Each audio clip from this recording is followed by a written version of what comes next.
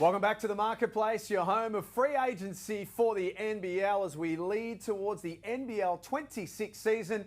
We're today going to spend a little bit of time talking about the Southeast Melbourne Phoenix, who at the moment are taking a slowly approach to free agency. I'm Jack Heverin. Olgun and Pete Hooley know every single thing that's going on during this free agency period. And gentlemen, welcome to both of you. Not quite the same level of activity for the Phoenix as some other teams. They're being quite patient. They are. They're trying though.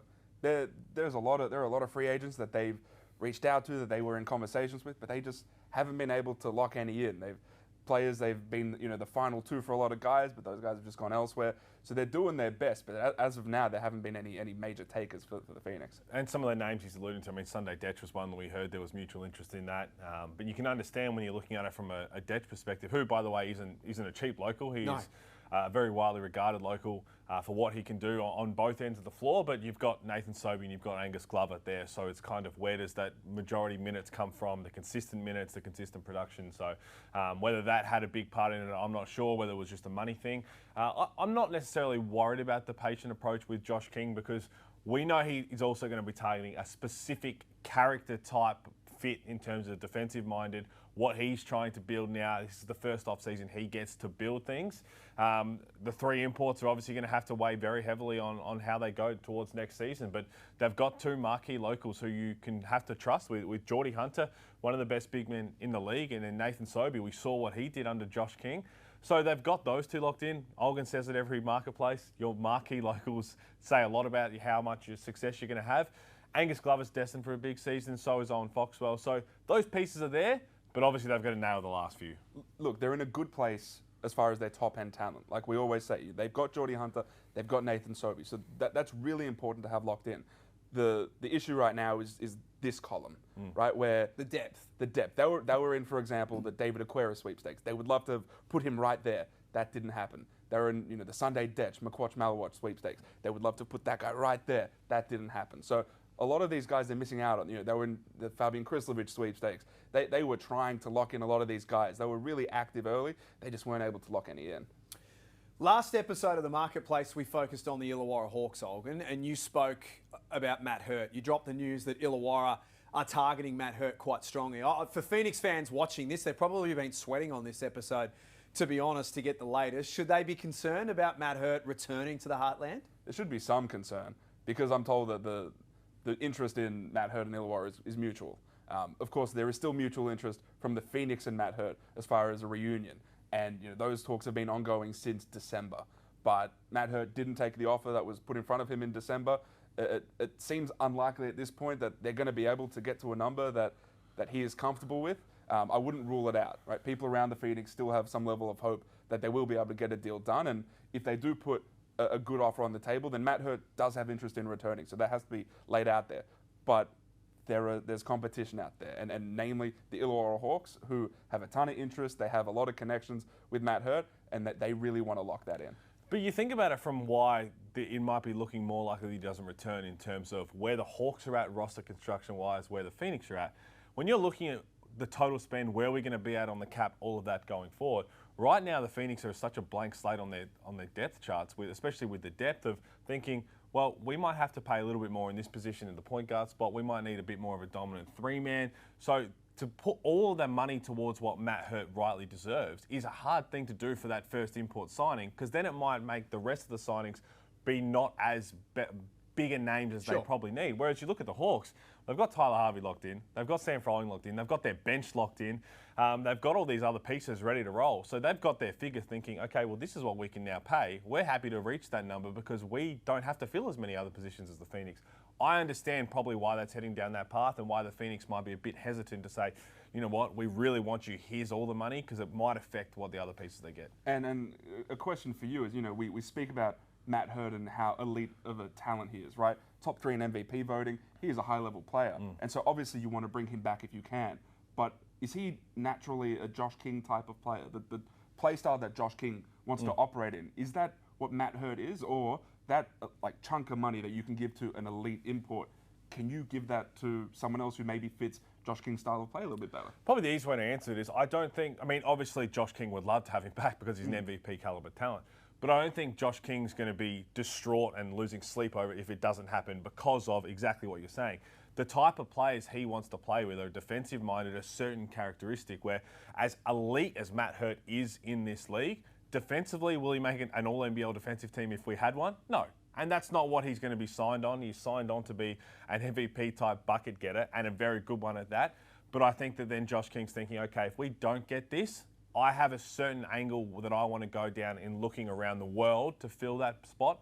And I think he'd be confident enough that he could do that if they don't bring him back. And that's why I don't think it's a complete, it's not the end of the world if they don't bring him back. You think they're thinking the same thing? Well, as in it's either or, right? If you lock in Matt Hurt, awesome, right? You get this guy who's a proven talent in the NBL, and especially as a half-court player, he is awesome. But Josh King is someone who has said publicly that he doesn't like playing in the half-court. He wants to play fast. So if they don't get Matt Hurt, then they can bring in someone who maybe fits that play style a little bit better. Maybe they can bring in someone who's a little bit quicker. Maybe someone who can handle the ball a little bit better on the break, things like that. So I don't think it's the end of the world if they don't bring Hurt back. Probably the easiest way to sum it up is that they'd have a ceiling of money, right? They'd be like, hey, if we get him for this, perfect, or we're going to adjust our game style slightly to help support an MVP candidate.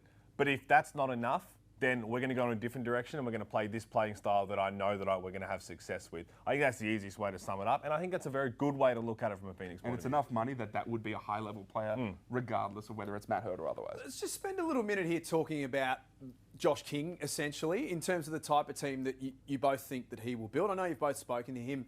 He's a very impressive person. There's no question about that. When you talk to him one-on-one, he's really clear on the game. He's really clear on what he wants his team to look like. How big do you think, or how important will his connections be, particularly around Europe, where that sort of style is more prevalent? Do you think that we'll really start to see Josh King tap into the European market? Well, one thing that I'm waiting to see is Josh King, like you said, the Euro network. Can he get those high-level imports who've been playing over in Europe, and can he lure them here? Can he say, hey, the lifestyle here, the play style here, would you like to come over to Australian play? The NBL loses a lot of high-level imports to Europe because they can spend a lot of money over there, and there is an opportunity to continue growing and earning more money over there. But if he's able to use his network to then say, hey, come this way, it's not just his network in America or otherwise. It's that Euro network of imports over there. We forget, because of how sort of insular this league is, the talent that exists in the Americans that are playing in Europe right now. There are 4 or 5 imports per team that are high level. If he can go and lure a couple of those, then I think the Phoenix can be a really cool situation. And that's probably where I think the path is going down as well. So he's going to be in Summer League in Vegas with Simon Mitchell, but I think they're going to be using that trip more of the connections, because all the agents are going to be around Summer League, all those kind of networks to talk to, not necessarily players who are playing in Summer League, but the representation that's there from key guys in Europe. And this isn't pertaining to the Phoenix, but this is talking around to, we talk to all the GMs, we talk to all the clubs around now. A lot of clubs, when they're talking to imports who are potentially getting paid a lot more overseas now, are using different selling points. And one that I'm hearing a lot now is, okay, well, if you want to make the NBA, obviously the NBL is all the eyes are on the NBL right now as a launching pad to do that. We understand we might not be able to pay what you could get in elsewhere, but if you come down and perform at this high level here in a 5-6 month season, we can then line you up in China to fill your pockets for the rest of that season, or in Puerto Rico, which is paying unbelievable money right now. We're seeing, I think there's 11 or 12 NBL guys there now, Milton Doyle, Sam Wardenberg, Tyler Harris, all on the same team. You can do that, and all of a sudden, 12 months around, your money looks really good, but also you've got NBA eyes on you in the NBL, and that can start to be a package point to bring back some of that elite level talent. That's the big selling point of the NBL. It's a 7 or 8 month season. And so you, again, like you said, you can earn your money here and then go earn a whole other salary somewhere else. So that's really, really important. The thing that I would stress for the Phoenix is something that we've seen from other teams. The Sydney Kings have locked in Kendrick Davis really early. The Adelaide 36ers, from what I understand, are going to try and lock in their imports quite early. Saving your imports until Summer League can be a little bit dangerous. And we've seen this in the past where teams have their eye on a guy and they really want to bring him in, and then all of a sudden either a Euro team comes or that guy says, no, I'm waiting for another two-way contract. The third two-way has ruined a lot of the import recruiting for the last few seasons, and so that's something that I would err on the side of caution if I'm the Phoenix, because they're a team in particular that I've heard over the past few seasons have had their eye on someone, and we're really close to locking that person in, and then all of a sudden a Euro team comes over the top and says, we're getting him instead. And then all of a sudden you're starting from point A, basically. So are we thinking that we won't see Derek Walton Jr. return? Is that the way it's heading, do we think? It's felt that way for a good amount of time. It doesn't feel like he's returning. We've always reported that Walton Jr. has a desire to stay in the NBL. He really likes it in Australia, like a lot of imports do, but it doesn't seem right now that it'll be with the Phoenix. Yeah, that's the same thing that I'm hearing as well. And again, the desire to obviously stay in the NBL, there's some spots around the league you can essentially see pop up. I mean, you can just put the gaps in there, have a look at the depth charts of who needs an import point guard. Could he fill that? I understand he's coming off 2 soft tissue injuries, but at his very best, he's one of the most elite playmaking guards in the league. So Owen Foxwell's an interesting proposition, and it's worth us talking about him on this episode, particularly because we're focusing on Southeast Melbourne. But there was a potential situation that the Phoenix looked like they would have supported, but also averted, where they could have also lost Owen Foxwell. Yeah, there was a lot of interest in Owen Foxwell from college teams. And as far as, can we give this guy a big NIL contract and can we bring him in? Now, as of right now, it doesn't seem like he'll be eligible. So that means that he would return he would basically conduct his contract with the Phoenix. Yeah. But that was a bit of a scare, because not only is he, someone with a lot of potential, but he is someone who can provide a lot of impact right now. We saw that last season. So there was a situation where they're already missing out on a lot of free agents. If they lost one of their contracted players, that really would have hurt this team's depth. Really would have. And again, some of the money thrown around with the NIL deals, you understand why it piques a young interest of a guy like Owen Foxwell. But he is a guy who can be productive night in and night out. And as Josh King said in a press conference last year, he's a Josh King type of guy. So to have that as your backup guard, has that a tone setter to be able to come in and make those impact and winning plays is going to be huge. And I heard the same thing. It quietened down to the point of potentially not being eligible, which would have been a big sigh of relief for the Phoenix. Will it frustrate him that his brother's going to go and get the NIL money and he can't? Don't talk to me about NIL money. I can't do it. I'm flat. So just on Foxwell, Pete, you said it, he's a Josh King kind of guy. And Josh has been really open about that he loves Owen Foxwell. Is there a world where Owen Foxwell starts in this team next season? I don't think so. No, they're going to be going down that import point guard route. But does that mean that he can start games if needed? Absolutely. We've seen that. Can you have Owen Foxwell play 30 minutes a night if you need to? 100%, because he's going to play at a certain level every single time. He continues to get better in terms of that trust factor of not making as many mistakes. He's such a young prospect as well, so he's got so much growth to continue to build on. But each year he's got better, his confidence gets better. So I don't think they would start him unless they had to, but if they have to for a little bit, then so be it. It feels similar to Dave O'Hickey in Illawarra, where, again, if you have to start him in stretches, that is cool and you can definitely live with it. But over bigger sample sizes, it feels difficult to start someone at that level right now. So the other question, last year Southeast Melbourne went without a backup 5 for Jordan Hunter. They played Matt Hurt as a stretch 5. They had Tom Vodanovich potentially to come in and do a bit of that as well. Now, the Phoenix felt as though they didn't need one. I think most people felt at times they absolutely got caught short in that position, and it restricted the way that Jordan Hunter could play as a result because he didn't have that support behind him. Should that be a priority? Probably as a local, I'm thinking, but should that be a priority for them to have a backup in the 5 Well, spot? they've got a catch Hillier, who they've recently signed. And again, you spoke about how high he can be, and we haven't seen anything of the surface that he can reach in terms of potential. I still think that import power forward they get is going to be someone who can slide down to the 5, similar to Matt Hurt as well, because it's a lot of pressure then to put on a Ketchalier saying, hey, we know what you can do. We want to see you flourish. Here's half the minutes in the centre position to throw it all in there. I think it's a building project for him. So I wouldn't be surprised if that power forward import can be a little bit more versatile in that. Well, they knew that was something they had to address, which is why they went after Fabian Kruslovic very early. They got a Ketchalier. They were going after David Aquera, someone who could slide down to the 5 as well. So they know it's something they need to address. The only issue is now you look around, who else is there?